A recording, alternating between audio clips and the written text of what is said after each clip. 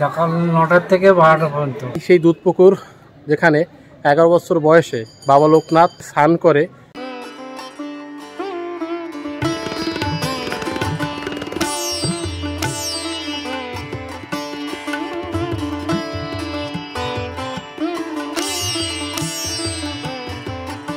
জয় বাবা লোকনাথ এ নামে রয়েছে অমৃত এক স্বাদ।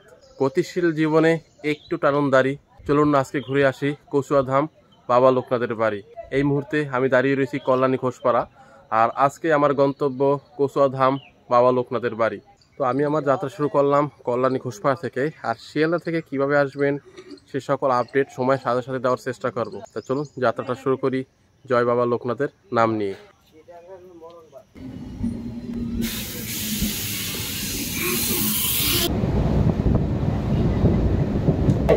Sealdah next station.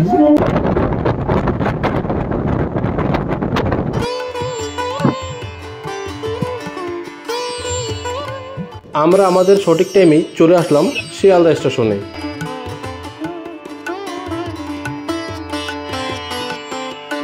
শিয়ালদা থেকে এখন হাসনাবাদ লোকাল ধরে যাবো কাকড়া মির্জানগর। চলুন কাকড়া মির্জানগর গিয়ে আপনাদের সাথে দেখা হবে।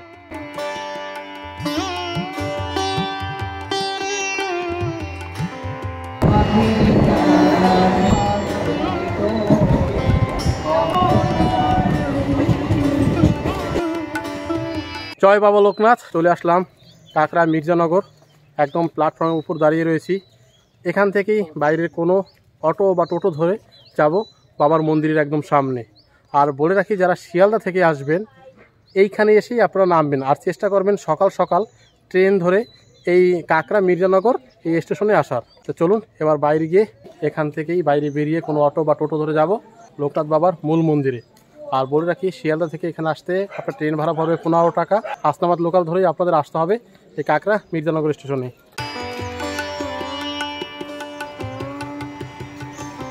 একদম স্টেশন থেকে নিচে নামলেই পেয়ে যাবেন এরকম অটো বা টোটো স্ট্যান্ড। এই যেদিকে রয়েছে অটো টোটো স্ট্যান্ড। আর শিয়ালদা থেকে কাকড়া মির্জানগর আসতে ভাড়া পড়বে ট্রেনে পার হেড ১৫ টাকা। তবে অবশ্যই চেষ্টা করবেন সকাল সকাল কোনো ট্রেন ধরে চলে আসার।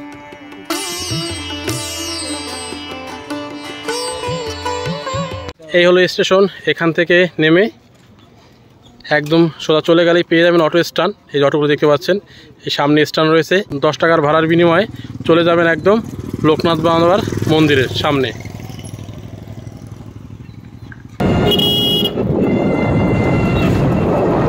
আর আপনারা যাওয়ার পথে আর কি এরকম কাকড়া কালী মন্দির দেখতে পারবেন।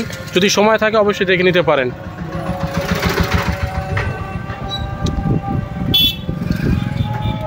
এই স্টেশন থেকে একদম কাছাকাছি মোটামুটি।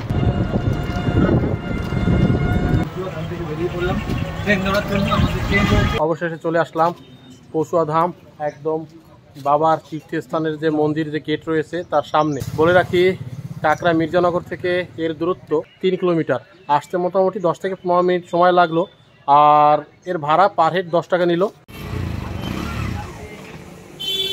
এই হলো স্টেশন রোড, আর এই হলো বাবার জন্মস্থান পূর্ণতীর্থ কচুয়াধামের ঢোকার এন্ট্রি পয়েন্ট। আর যদি আপনারা চাকলা থেকে আসেন তাহলে এই হলো চাকলা থেকে আসার রাস্তা।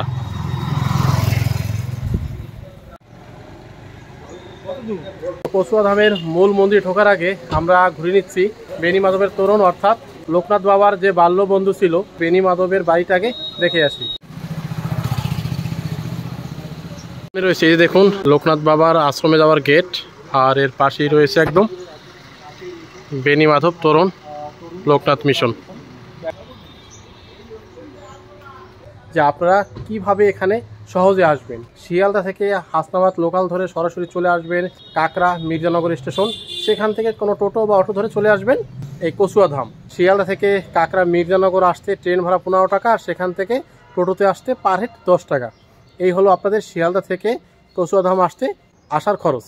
শিয়ালদা থেকে কচুয়াধামের দূরত্ব প্রায় ৪৮ কিলোমিটার।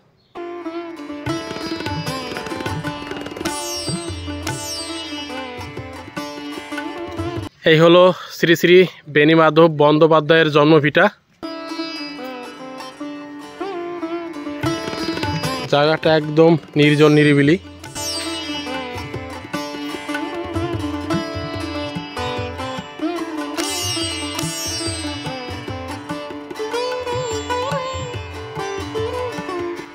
মাটির ঘর।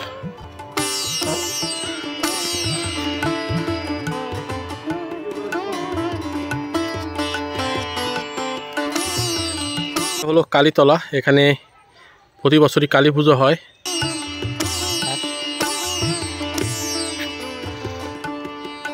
এদিকে একটা বড় পুকুর রয়েছে, আর এই হলো আসার রাস্তা, আর এই হলো শ্রী শ্রী বেণীমাধব বন্দ্যোপাধ্যায়ের জন্মভিটা। বেণীমাধবের জন্মভিটা আপাতত দেখা শেষ, এবার যাচ্ছি পরবর্তী গন্তব্যে।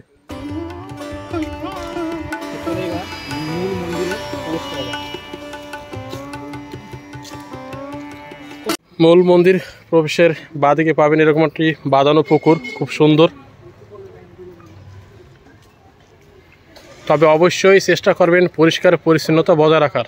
মূল গেট দিয়ে প্রবেশ করার পর কিছুটা দূরে আসার পর এই সামনে রয়েছে মূল মন্দির, আর যাওয়ার পথে বাঁদিকে রয়েছে ভগবান গাঙ্গুলির তোরণ। তো চলুন এখন সেই দিকে যাওয়া যাক। ভগবান গাঙ্গুলি হলো লোকনাথ বাবা এবং তার বন্ধু যে বেণীমাধব, তাদের গুরু। অর্থাৎ এই ভগবান গাঙ্গুলি থেকেই লোকনাথ বাবা এবং এই বেণীমাধব দুজনেই সন্ন্যাস ধর্ম গ্রহণ করেছিলেন এবং তার সাথেই কালীঘাটের উদ্দেশ্যে 11 বছর বয়সে যাত্রা শুরু করেছিলেন। তা এই যে গেট, এই গেট দিয়ে সামনে কিছুটা আসার পরেই এরকম ছোট্ট একটি গেট পেয়ে যাবেন। এখান দিয়ে আপনার ভিতরে ঢুকলে পেয়ে যাবেন ভগবান গাঙ্গুলির বাড়ি। আর একটি বিষয় আপনাদের বলে রাখি, এই যে যেটা আপনাদের সামনে তুলে ধরছি, এটা পরবর্তীতে নির্মাণ করা হয়েছে ভগবান গাঙ্গুলির বাড়ি, কিন্তু তার মূল যে বাড়ি ছিল সেটা হলো এই দিকে, যা এখন ভগ্নাদশ অবস্থায় রয়েছে এই জঙ্গলের মধ্যে। এটাই ছিল তার মূলত মূল বাড়ি।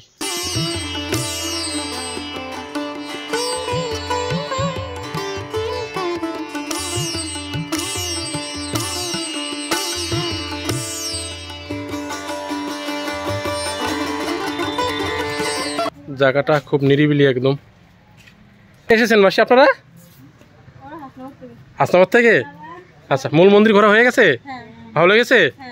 আচ্ছা, তাহলে মানে এখানে বারবার আসা যায়? এই বাড়িটা সংস্কার হলে ভালো হয়। ভগবান গাঙ্গুলির ভিটা আর কি পরিদর্শন করা আপাতত শেষ। এবার যাচ্ছি লোকনাথ বাবার মূল মন্দিরে। বলে রাখি, লোকনাথ বাবার জন্মস্থান নিয়ে কিন্তু বহু বিতর্ক রয়েছে। কেউ বলে চাকলা, কেউ বলে কচুয়া। এই ব্যাপারটা নিয়ে কিন্তু কোর্টেও, অর্থাৎ কলকাতা হাইকোর্ট পর্যন্ত গড়ায়। পরবর্তীতে হাইকোর্ট থেকে রায় আসে কচুয়া ধামেই লোকনাথ বাবার জন্মস্থান। তবে সকল ভক্তগণ এর বিতর্ককে পাশে রেখে দুটো স্থানেই পরিদর্শন করে। আর বাবার মন্দিরে যাওয়ার পথে এরকম প্রচুর খাবারের দোকান সহ বিভিন্ন দোকান আপনারা পেয়ে যাবেন।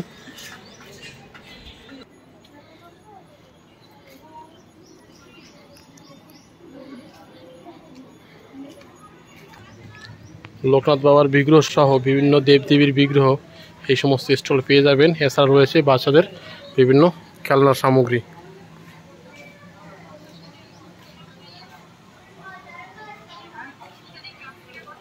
এই হলো শ্রী শ্রী লোকনাথ ব্রহ্মচারী বাবার পবিত্র জন্মস্থান পূর্ণতীর্থ কচুয়া ধাম। প্রচুর ভক্তের সমাগম রয়েছে এখন এই মুহূর্তে। আর এখানে পুজো দেওয়ার জন্য রয়েছে সুব্যবস্থা। এখান থেকে আপনারা ডালা কিনে পুজো দিতে পারেন। মাসি, ডালা কত করে? আচ্ছা, মানে 31 টাকা থেকে শুরু? আচ্ছা আচ্ছা, তো আপনারা এখান থেকে এই ধরনের ডালা কিনে 31 টাকা থেকে শুরু, আপনারা পুজো দিতে পারেন। মাসির দোকানটা দেখিয়ে দিলাম।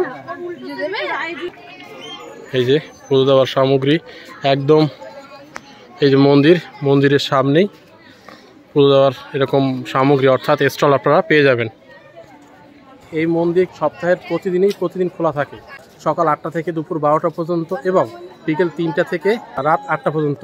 এই টাইমের মধ্যে আসলে আপনার বাবার মন্দির পরিদর্শন করতে পারবেন। আর এই সামনে রয়েছে কুপন কাউন্টার, এখান থেকে ভোগ প্রসাদের জন্য আপনারা কুপন কাটতে পারেন। অনলাইনেরও ব্যবস্থা রয়েছে এখানে। দুপুরের প্রসাদ গ্রহণের সময়সূচি এবার বলে রাখি। ভোগ প্রসাদের কুপন মূল্য, এর ভোগ প্রসাদের কুপন মূল্য হলো 60 টাকা, আর এর টাইম হলো 9টা থেকে দুপুর 12টা পর্যন্ত। এর মধ্যে আপনাদের কুপন সংগ্রহ করতে হবে। ভোগ প্রসাদ গ্রহণ শুরু হয় 12:30 থেকে। এবার মূল মন্দির চলুন দেখে আসি। আমাদের আসতে দেরি হওয়ার কারণে মূল মন্দিরটা আপাতত বন্ধ রয়েছে। সময় সকাল 8টা থেকে 12টা, বিকেল 3টে থেকে 8টা। এখন আপাতত বন্ধ আছে, 3টের পর আবার খুলবে।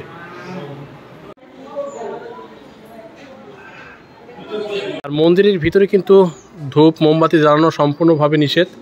ধূপ মোমবাতি জ্বালানোর জন্য এই রয়েছে প্লেস, এখানে আপনাদের জ্বালাতে হবে।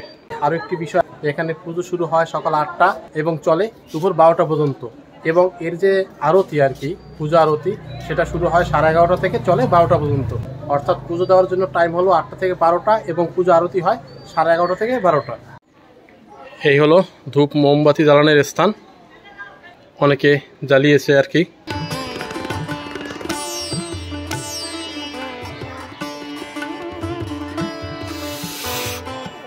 মন্দিরের পাশে রয়েছে এদিকে একটি যাওয়ার পথ, অর্থাৎ একটি পুকুরের দিকে। আর এদিকে রয়েছে পুজো দেওয়ার জন্য কিছু স্টল। এদিকে রয়েছে মহিলাদের কাপড় সারিবার ঘর। এই হলো দুধ পুকুর, এই হলো দুধ পুকুর। এই দুধ পুকুরেই 11 বছর বয়সে বাবা লোকনাথ তার বন্ধু বেনি মাধবকে নিয়ে স্নান করে ভগবান গাঙ্গুলি থেকে সন্ন্যাস ধর্ম গ্রহণ করে তার সঙ্গে কালীঘাটের উদ্দেশ্যে যাত্রা শুরু করেন। আর এখানের যে পুজো দেওয়ার সিস্টেমটা, সেটি বলতে গেলে এখানে পুজো দিতে আসবেন, আপনাকে ছোট একটি প্লাস্টিকের পট দেওয়া হবে।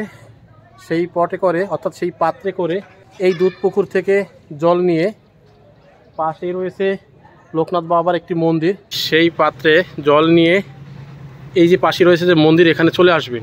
এখানে চলে এসে বাবার মাথায় জল ঢেলে তাকে মালা পরাবেন।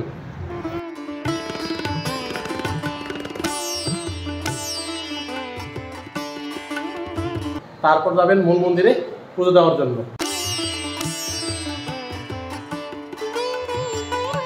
কত করে মালা দাদা? এটা কত? 30 টাকা না? আর এটা? আচ্ছা, এই যে এখানে আপনারা মালা পেয়ে যাবেন এই দাদুর কাছ থেকে আর কি। তো এই মালা নিয়েই আপনারা এই বাবাকে মালা পরাতে পারেন। অর্থাৎ ছোট পাত্রে করে আপনারা এখান থেকে জল নিয়ে আসবেন। জল নিয়ে এসে এখান থেকে মালা নিয়ে ভিতরে গিয়ে বাবার মাথায় জল ঢেলে মালা পরিয়ে তারপর মূল মন্দিরে যাবেন পুজো দেওয়ার জন্য। দাদুর কাছ থেকে কিছু ইনফরমেশন আপাতত আমরা জেনে নিচ্ছি। দাদুর কাছ থেকে সঠিকভাবে জেনে নেবো এখানের পুজো দেওয়ার টাইমিংটা। দাদু একটু বলে দেন। সকাল 9টা থেকে 12টা পর্যন্ত। 12টা পর্যন্ত। আর পূজা আরতি? 11:30। 11:30 থেকে 12টা পর্যন্ত। হ্যাঁ। আচ্ছা, আর বলছি এখানে কি থাকার ব্যবস্থা আছে? না, এখন তো তৈরি হয় না। না, ওখানে স্টল করেছে। আচ্ছা আচ্ছা, ওখানে স্টলে ওখানে সরকার থেকে স্টল করে দিয়েছে। দোকান সব ওখানে চলে যাবে। আচ্ছা আচ্ছা, এখন তো থাকার ব্যবস্থা আপাতত হয়নি। ভক্তরা এসে বসবে। আচ্ছা আচ্ছা, দক্ষিণ এশিয়ার মতন করেছে। আচ্ছা আচ্ছা। তো এখন আমরা কুপন কেটে নিচ্ছি ভোগ প্রসাদের জন্য। ওটার থেকে আমরা এই কুপন কেটে নিলাম, আমাদের পড়লো 60 টাকা পার হেড। খাবার ঘর, এখানে কিন্তু এরকম বসে খাওয়ার ব্যবস্থা রয়েছে। আর এর পাশেই রয়েছে বেঞ্চের উপর বসে খাওয়ার। তো আমরা আপাতত এখানে বসছি না, বেঞ্চের উপর বসে তারপর খাবো। এখানে রয়েছে একটি পানীয় জলের ব্যবস্থা। ভোগ প্রসাদের জন্য বসে পড়লাম।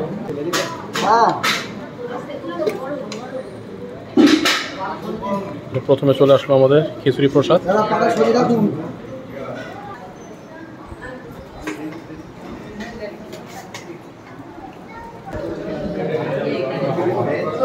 এরপর ভোগের তৃতীয় স্টেপ চলে আসলো পোলাও।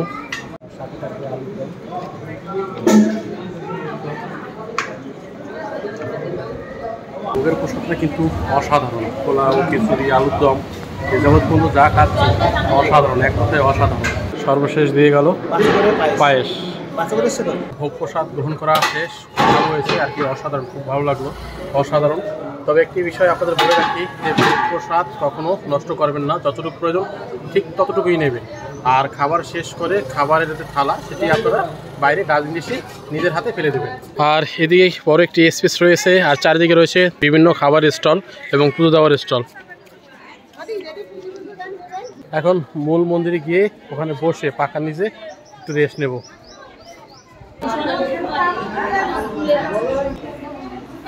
দুপুরের ভোগ প্রসাদের পর রেস্ট আমাদের সম্পূর্ণ হয়ে গেল। এখন ঘড়ি কাটায় 2:40। এখন চারদিকটা কিছুটা ঘুরবো, বাবাকে দর্শন করব, তারপর বাড়ির পথে বেরোবো। এই হলো এখন থেকে পরবর্তী প্ল্যান। এই যে প্লেসটা রয়েছে এটা হলো পার্কিং প্লেস, এখানে 2 চাকা 4 চাকা পার্কিংয়ের ব্যবস্থা রয়েছে। আর পার্কিংয়ের রেটটা এখানে দেওয়া রয়েছে, এলো পার্কিং রাখার জন্য কাউন্টার, যে বাইক আছে 10 টাকা, 3 চাকা 20 টাকা, 4 চাকা 40 টাকা, বড় 4 চাকা 50 টাকা, 6 চাকা 100 টাকা। পুরো ডিটেলসটা এখানে দেওয়া রয়েছে।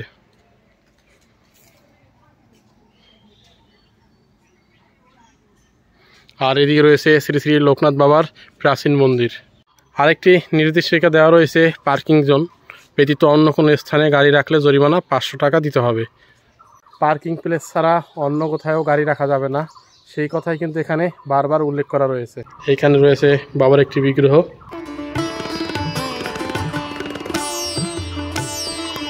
হলো বাবার সব থেকে প্রাচীন মন্দির,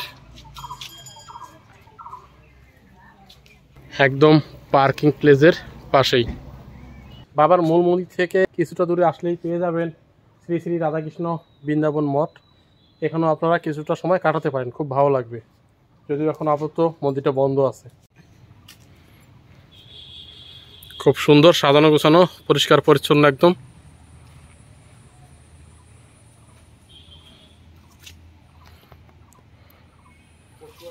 বাইরে থেকে যতদূর সম্ভব আপনাদের দেখানোর চেষ্টা করছি।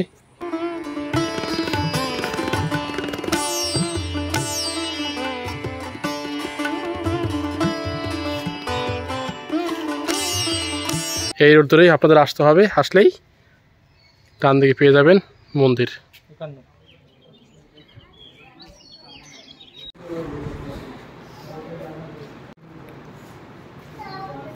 এরপর আমরা চলে আসলাম পুনরায় আবার লোকনাথ বাবার মূল মন্দিরে।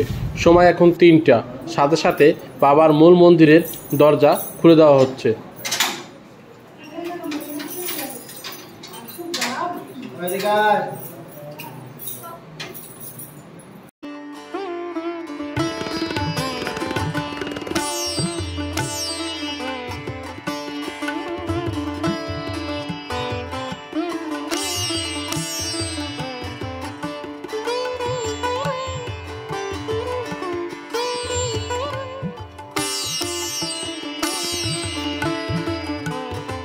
মন্দিরের সামনে এরকম গাড়ি পেয়ে যাবেন, এই গাড়িতে করেই চলে যাবেন স্টেশনে।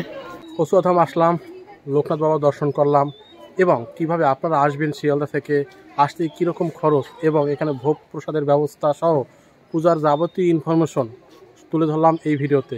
এখন বাড়ি ফেরার পালা, তো ভিডিওটি এই পর্যন্তই। দেখা হবে পরবর্তী কোনো এক নতুন ভিডিওতে। সে আপনাদের সবাই ভালো থাকবেন, সুস্থ থাকবেন। জয় বাবা লোকনাথ।